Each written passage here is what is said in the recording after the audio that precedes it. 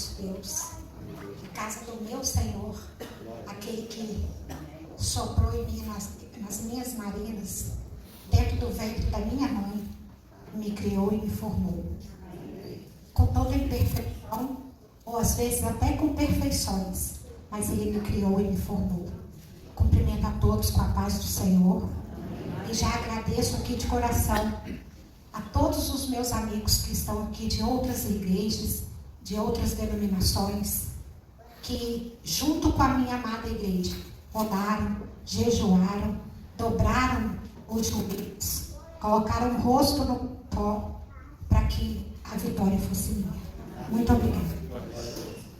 Eu vou contar uma história para vocês e depois eu vou tentar falar alguma coisa, porque o pastor já falou tudo sobre gratidão, né, pastor? Há 35 anos eu fui diagnosticada com a doença renal e hepática policística, que é o crescimento dos órgãos que são acometidos por cistos. Aí vocês estão vendo o rim, né, do tamanho normal, o rim no início da doença e o rim no final da doença. Essa doença é hereditária. Vários membros da família também foram diagnosticados com problemas renais, como minha mãe, tios, tias, primos e hoje meu irmão José Luiz, que faz hemodiálise, sendo que tem primos já transplantados com menos de 40 anos de idade e parentes que foram a óbito por não aceitarem o tratamento adequado. Gente, antes de começar aqui de novo, quero chamar o meu pilar, aquele que me sustentou, aquele que esteve comigo, junto com Jesus, lá no hospital, 38 dias. Quero chamar meu esposo aqui, para ele ficar comigo aqui na frente.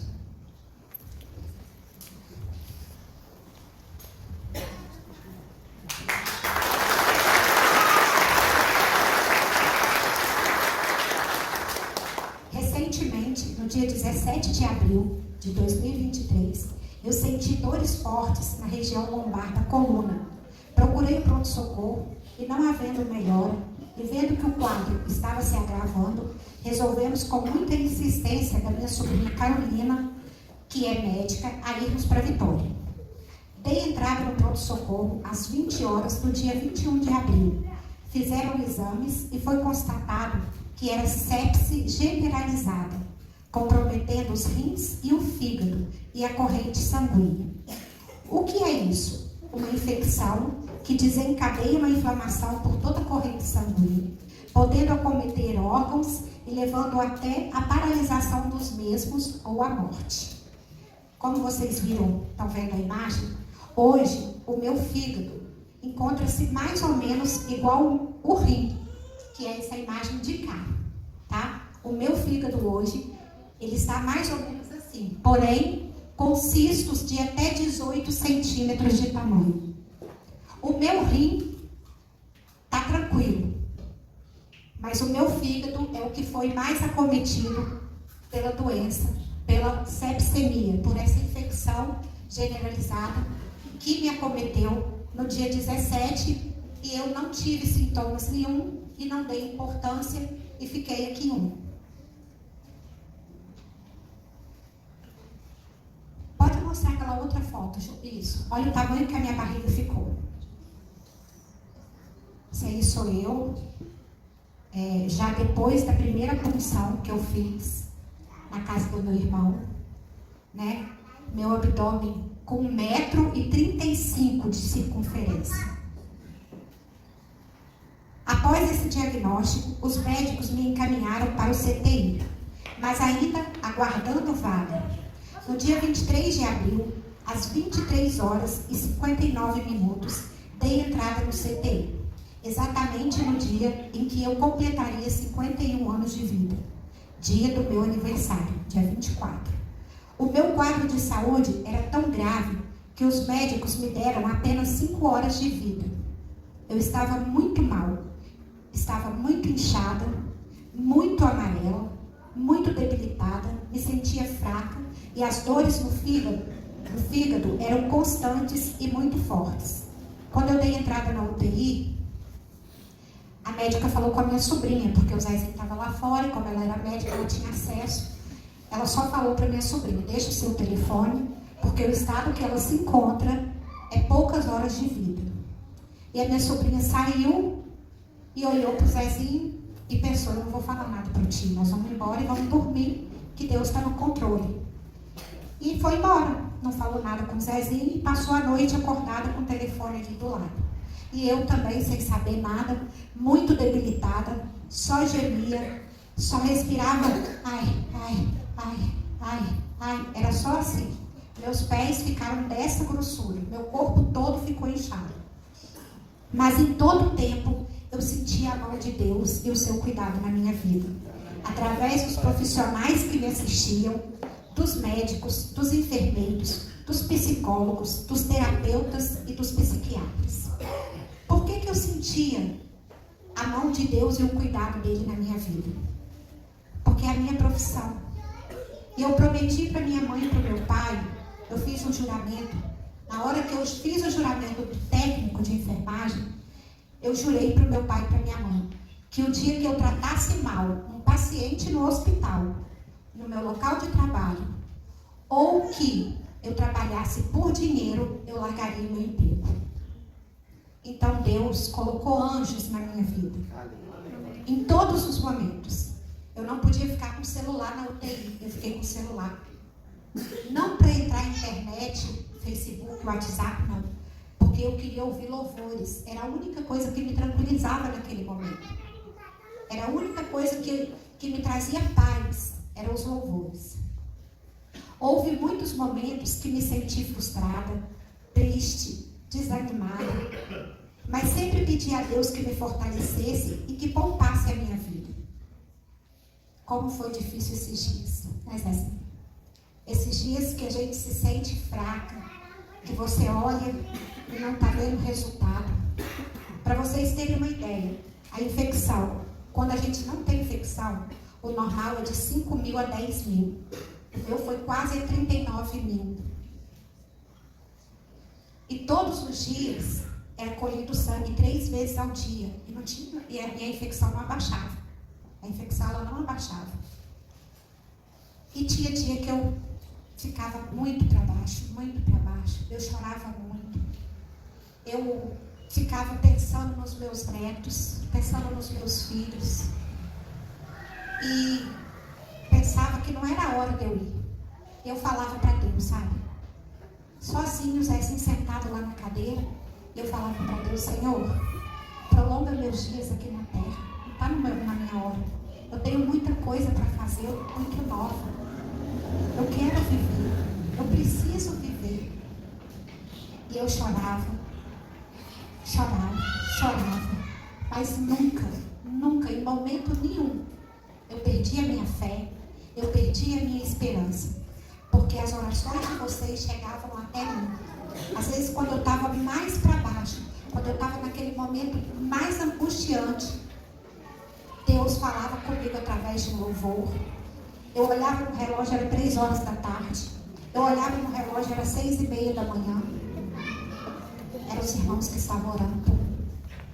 Então chegava até mim as orações de vocês, os pensamentos positivos. E isso me fortaleceu. E isso me ajudou. Numa manhã, o médico me disse que se eu não ajudasse a combater a infecção no meu organismo, não haveria como continuar o tratamento. Disse que teria 2 opções. Uma, eu reagir, e a segunda, ele me mandaria embora para casa para um tratamento paliativo e eu morrer aqui imune. Ele foi bem taxativo. Gente, ele é um anjo, tá? Ele é um anjo. Eu não falei no início. Ele é nefrologista, professor da UCAM, chama-se Dr. Everton. No momento que eu entrei no consultório dele, há 2 anos atrás, e quando ele me viu, mais ou menos com essa barriga, pouco menor, ele olhou para mim e falou assim: eu não vou tratar seu rim, eu vou tratar seu fígado. Olha só, a especialidade dele é nefrologia, é tratar o rim. E ele olhou para mim e falou que ele ia tratar meu fígado. E eu estou em tratamento com hepatologista. Tem 4 anos que eu estou na hepatologista. Então ele é um anjo. Só que ele precisava ser duro. Ele precisava falar para mim alguma coisa. Porque é difícil demais você estar ali você não tem posição, você vira para lá, você vira para cá. E quando se trata de que é a sua profissão, igual eu sou técnica, e eu estava ali deitada, sabendo o que eles iam fazer comigo, o que eles iam me aplicar, que exame que estava sendo feito, como que estava sendo feito, aquilo tudo vinha na minha cabeça, e vinha pensamento de morte, eu repreendia, vinha pensamento de tudo quanto é coisa ruim, e eu repreendia e falava, não, meu Deus é mais forte, o meu Deus é mais forte, Zezinho, eu quero viver, Zezinho, eu quero viver, Zezinho, não me deixe morrer. Ele falava comigo que eu não ia morrer, mas ele estava entalado, ele estava com os cílios molhados de chorar longe de mim, porque ele sabia da gravidade. Aqui em Una, eu acho que somente 2 ou 3 pessoas que ficaram sabendo do meu estado gravíssimo. Foram pouquíssima gente que ficou sabendo, porque nem o Zezinho sabia do estado. E essa notícia me deixou muito deprimida durante todo aquele dia. Chorei muito, não me alimentei, não queria ver ninguém. Fiquei muito abatida quando o médico falou que se eu não melhorasse, ele ia me mandar embora. À noite, como de costume, dormia ouvindo louvores. Era o que me acalentava, era o que acalentava a minha alma. E durante o sono, eu tive uma visitação da parte de Deus. Uma luz resplandecia aos pés da minha cama. E ouvia uma voz dizendo, filha, só a minha graça te basta. Só a minha graça te basta. E essa voz era muito forte, era muito profunda, a luz era muito brilhante, que eu não conseguia enxergar o Zezinho, eu não conseguia enxergar a paciente que estava do meu lado, eu não conseguia ver nada dentro do quarto, eu só conseguia ver aquele brilho e aquela voz, filha, só a minha graça te basta. No dia seguinte, acordei renovada, mais disposta, caminhei pelos corredores do hospital, tomei banho de sol, me alimentei, enfim, eu tinha recebido a visitação de Deus. A partir daí, tive uma melhora significativa. A infecção diminuiu, voltando ao normal. E foi aonde que os médicos decidiram em fazer um procedimento que seria uma punção de cistos hepáticos, guiado por tomografia, seguido de escleroterapia, sendo aspirado cerca de 4 litros. Pode pular para outra foto. Aí, ó, é o meu fígado, que vocês estão vendo. Essa foi a primeira punção. Lá em cima, lá, acho que dá para vocês perceberem, um trajetinho branco. Isso, lá em cima. Tem alguma coisa assim. Mais pra cá. Aí, isso aí. Isso aí, descendo aqui, ó, vocês vão ver pelo fígado, mais ou menos uma listinha. Foi a primeira punção. Eu recebo uma anestesia para anestesiar o fígado. Me dá uma dopradinha muito leve. Anestesia o fígado. E a primeira punção foi feita aqui debaixo do meu peito. Porque o meu pulmão direito, ele já estava com 10 centímetros da base pulmonar comprometida por esse cisto. A minha falta de ar, a minha respiração cansada, era o cisto que estava comprimindo o pulmão. E nesse dia, ele marcou e falou comigo que ia fazer nesse primeiro cisto. Pode passar. Não, é isso. Aí, gente, isso aí foi o que foi tirado de dentro do meu cisto. Aquilo ali é uma compressa, é um pano, tipo uma fraldinha que o médico usa caso precise limpar o sangue, alguma coisa. Só que eles deixaram dentro da bandeja, mas não é nada não, é só líquido. Aquele líquido ali foi retirado numa quantidade de 1,8 litros. De um cisto em 1h30 de procedimento. Não sinto dor, converso o tempo todo com o médico, com o anestesista. O meu médico, o nefrologista, ele desce para o procedimento junto com outra médica que também é nefrologista e eles ficam dentro da sala. O médico fica na sala das imagens e a médica fica na minha cabeça aqui conversando comigo, me dando força, me dando coragem, perguntando se eu estou bem, se eu estou sentindo alguma coisa, que está terminando. Então são anjos que Deus tem colocado na minha vida. À noite, como de costume, dormia. Onde que eu parei? Isso. Enfim. Peraí, gente, eu me perdi. Isso. A partir daí, tive uma melhora significativa. A infecção foi diminuindo, voltando ao normal. E fizemos outro procedimento de punção. E para a glória de Deus, foi mais um sucesso. Me recuperei bem e tive alta hospitalar, com retorno marcado para a semana seguinte. Só, gente, que antes da segunda punção, o que aconteceu? A primeira punção foi uma segunda-feira. E na quinta-feira, eu tive outra visitação do Senhor. Só que dessa vez, o quarto todo brilhou, a minha cama brilhou, e Deus falou para mim o seguinte: filha, apenas creia no que farei, porque será impactante aos olhos dos homens. E ele tornou a falar forte, e eu acordei assustada, e eu olhava para um lado, olhava para o outro, tentava chamar o Zezinho não escutava, e ele tornou a falar quando eu sentei na cama: filha, apenas creia, porque o que eu farei será impactante aos olhos dos homens. E ele ainda falou mais: o que o médico decidir, pode haver mudanças. Pode haver mudanças. Esse procedimento é um procedimento novo, de uma equipe de radiologia, de radiologistas da UCAM. Não sei quantos que são, mas devem ser bastantes. Somente um radiologista aceitou fazer o procedimento. Somente um. Todos ficaram com medo e desistiram, não quiseram pegar. E o meu médico de transplante do fígado, ele foi me avaliar, sendo que há 3 anos atrás eu tinha ido nele para fazer esse procedimento indicado pelo hepatologista, e ele disse para mim: o seu fígado funciona melhor do que o meu. Para que a gente vai mexer numa coisa que está funcionando muito bem? E outra coisa, o risco é muito maior.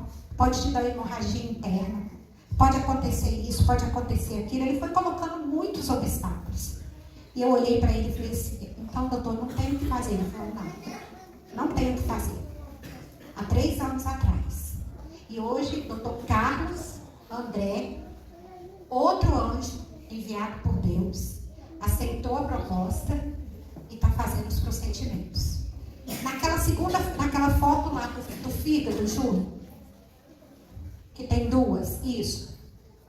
Ali foi o primeiro procedimento, aqui foi o segundo, onde que tem aquela agulha lá em cima, em pé.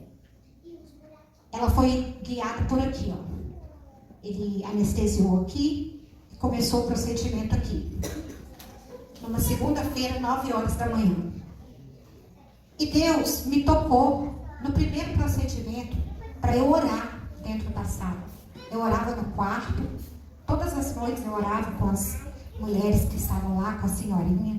Eu botava o louvor alto, a gente falava de Jesus, o Zezinho falava, eu falava do milagre que eu já tinha recebido na minha vida e que eu ia receber outro milagre. E eu senti que eu tinha que orar pelo radiologista. E no primeiro procedimento, quando eu entrei, esse procedimento é feito na sala que faz a tomografia e a ressonância magnética. Eu entrei, a anestesista falou assim: eu vou te anestesiar, mas você vai ficar tranquilo. Eu falei: não, agora não. Você só vai anestesiar na hora que o médico chegar. Não falei nada, nem para o Zezinho eu falava as coisas. E quando ele chegou, ele me cumprimentou e falou para a anestesista: pode anestesiar ela que eu já vou me preparar aqui para a gente começar o procedimento. Eu virei para ele e falei assim: doutor, posso falar com o senhor? Ele falou: pode. Eu falei: sim. Ele falou: você quer saber sobre o procedimento? Eu falei: não quero saber nada de procedimento. Eu só quero pedir as mãos do senhor. Eu quero orar pelo senhor. E quero falar para o Senhor que as mãos do Senhor serão instrumentos guiados por Deus nesse procedimento. O Senhor foi escolhido. E outra coisa, Deus mandou falar para o Senhor que o que o Senhor fizer aqui dentro, lá dentro da sala de imagem, pode ser mudado aqui fora. E ele fez o procedimento e tudo. E aí no segundo procedimento, que foi esse aqui, fiz a oração, falei a mesma coisa, peguei de novo a palavra e ele tirou mais 1,5 litro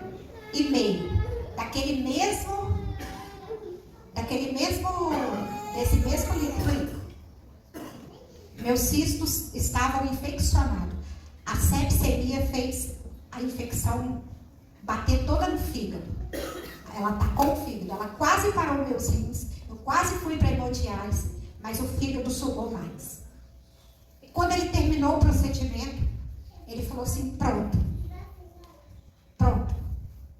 Eu olhei para ele, falei, acabou, doutor? Ele falou, acabou. Aí a médica dele falou assim, é o mesmo líquido. A gente acha que até o...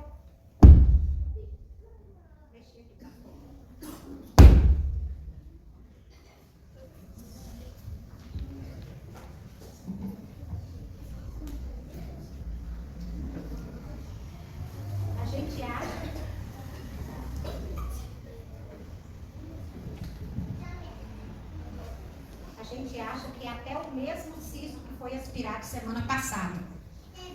A gente está em dúvida. Falei, não é possível. Ele não ia encher tão rápido com essa mesma quantidade. Aí quando ele acabou, eu respirei profundo e falei assim, graças a Deus. Nisso que eu falei, graças a Deus, eu senti a agulha naquela posição que está lá, em pé, que vocês viram. Ela moveu, e como ela é muito grossa, eu senti quando o líquido entrou nela e veio pelo equipe, e veio na cânula e jogou na roupa dele assim atrás. Ó. Aí ele olhou e falou assim, uai, o que aconteceu? Aí a doutora Verônica falou assim, é outro cisto. Aí ele falou, não, ninguém mexeu na agulha, ninguém mexeu em nada, como que é outro cisto? Eu olhei para ele e falei assim, doutor, o senhor lembra do que eu falei para o senhor? Que Deus mudaria as posições? E nesse cisto, pode passar aquela seringa amarela. Isso aí. E desse cisto aí, ele tirou 1,3 litro desse líquido amarelo. Então, quer dizer, eu tenho cisto daquela cor, tenho cisto de sangue, né? E não sei qual outro tipo de cisto.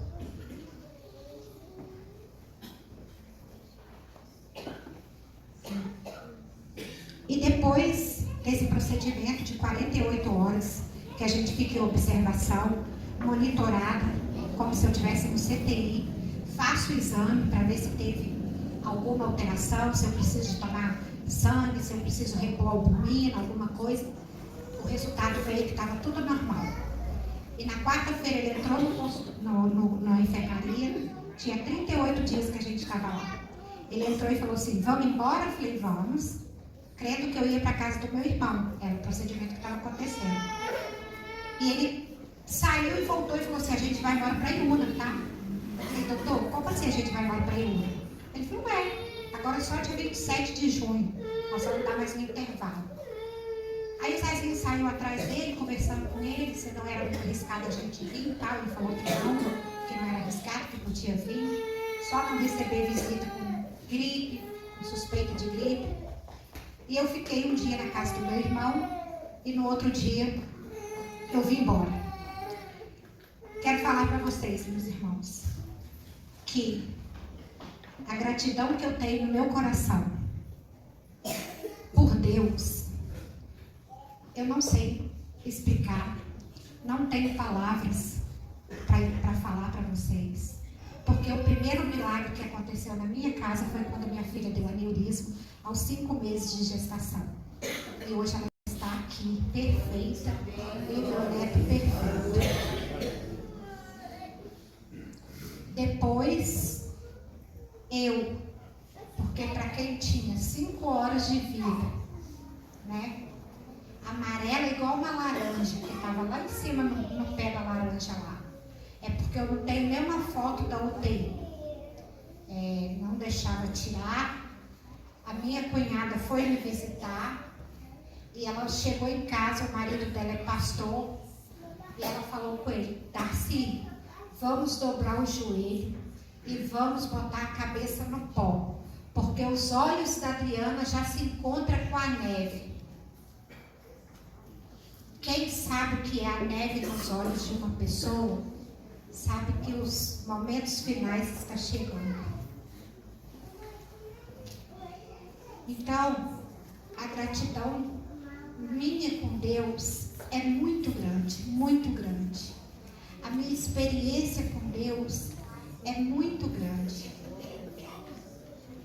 E eu prometi a Deus que a partir daquele dia que eu fiz o segundo procedimento e que nada aconteceu, eu não tenho nada a pedir, eu só tenho a agradecer. Da agora para frente eu só tenho a agradecer. Vou fazer vários procedimentos, porque são muitos cistos, a gente não sabe a quantidade, são muitos grandes. Vou passar por momentos difíceis, né? Ficar longe dos meus filhos, ficar longe dos meus netos, mas sei que Deus vai me sustentar, sei que Deus vai me honrar e sei que vocês irão orar por mim, porque eu quero viver. Eu quero viver. E depois disso tudo feito, eu vou preparar para o transplante do fígado, porque agora não tem mais o que fazer. Somente o transplante do fígado. Não existe mais tratamento para o meu fígado. O que poderia ser feito há 3 anos atrás, acometeu-se agora. Mas tudo tem o tempo de Deus, tudo tem o mover de Deus, tudo tem a hora. E eu gostaria de agradecer de forma muito especial ao pastor Altemar. Eu falei com ele o dia que ele me visitou. Ele chegou aqui em Una para pastorear essa igreja. E a minha filha encontrava-se no hospital lá em Vitória, com aneurisma, muito grave. E diz ele que ouvia todo mundo falar: ora para Carol, ora para Carol, ora para Carol, ora para Carol. E ele não sabia quem era Carol. Ele perguntou para várias pessoas se a gente era político, se a gente era da alta sociedade, se a gente era do bem, né? Porque todo mundo orava pela Carol, todo mundo queria um milagre para Carol. E sem ele nos conhecer, porque essa não era a minha igreja, sem ele nos conhecer, ele chegou lá numa manhã com a Adriana, com a Clara, né? Elas não puderam subir, mas ele subiu no horário de visita do CTI, procurando por Ana Carolina. E quando o Zezinho viu aquilo, o Zezinho falou assim: sou o pai dela. Ele falou: sou o pastor da primeira igreja presbiteriana de Iuna.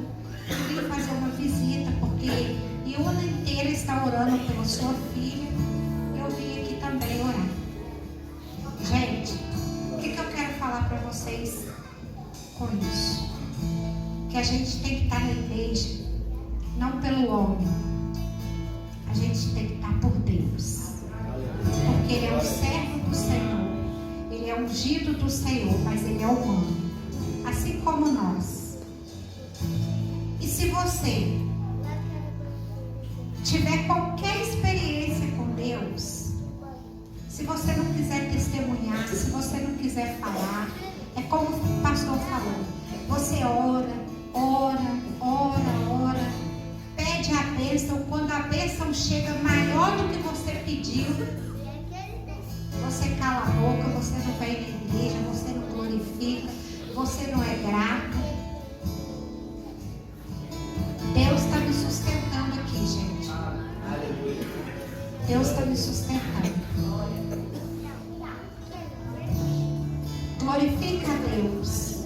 Seja grato a Deus pela sua vida,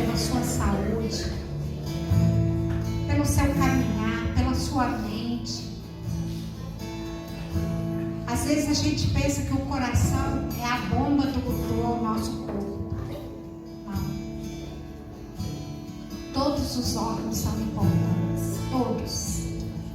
Precisamos de todos eles. Então, nessa noite eu quero dizer para vocês que Deus me sustentou.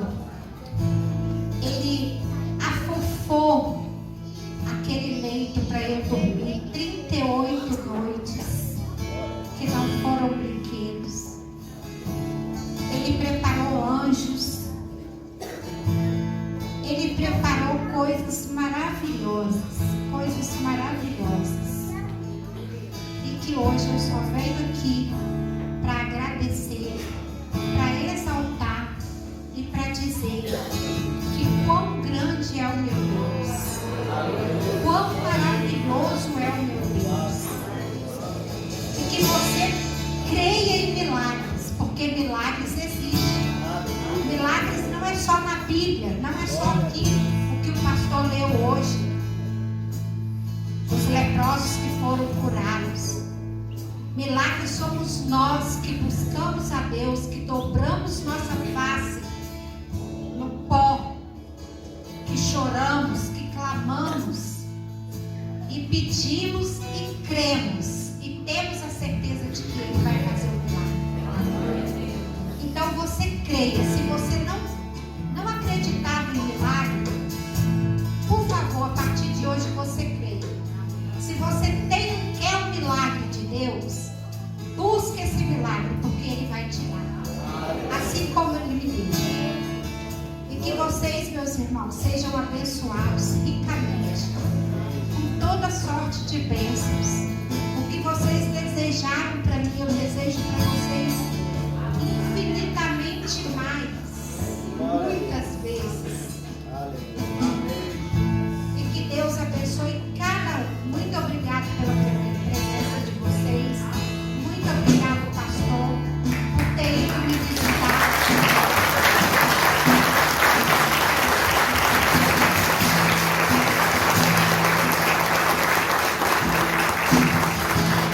Por ter levado uma palavra de ânimo para mim. E eu quero deixar aqui para vocês a figueira sem fruto. Jesus, porém, lhes respondeu: em verdade vos digo que se tiverdes fé e não duvidardes, somente fareis o que foi feito à figueira. Mas até mesmo se a este monte disserdes: ergue-te e lança-te no mar,